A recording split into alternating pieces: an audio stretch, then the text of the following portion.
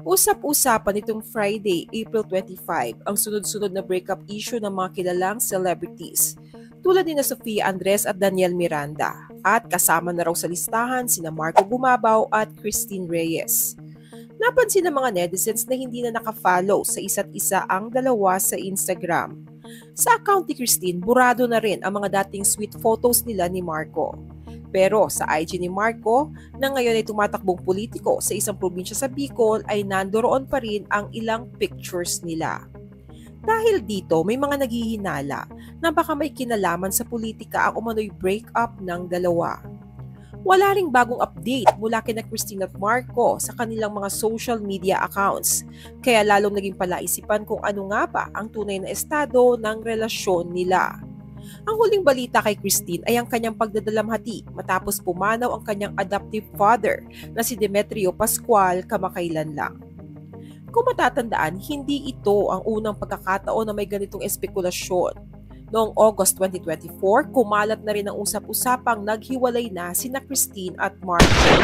August 14, 2024, sa mismong 30th birthday ni Marco, nag-deactivate si Christine ng kanyang Instagram account. Nag-alala ang fans dahil tila hindi sila magkasama noong special day na yon.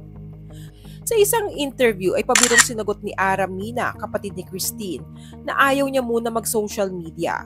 Sabay paliwanag na abala raw noon si Christine sa pelikulang The Kingdom, isang official entry sa Metro Manila Film Festival 2024. Paniniguro pa ni Ara, okay sila, walang problema. She's concentrating lang sa movie na ginagawa niya.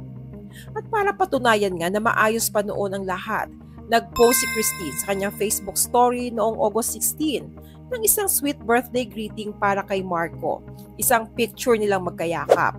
Kasabay ng isa pang picture kasama ang kanyang amang si Romeo Reyes. Nilagyan pa ito ng caption, lunch and dinner dates are a must on their shared birth date.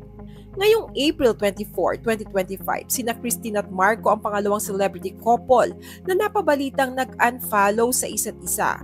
Nauna na rito sina Sofia Andres at Daniel Miranda na naging sentro rin ng usap-usapan matapos mapansing hindi na sila magka-follow sa Instagram. Dahil dito, tanong ng marami, uso na ba talaga ang hiwalayan ngayon sa showbiz? Anong masasabi nyo sa isyung ito? Share your comments below.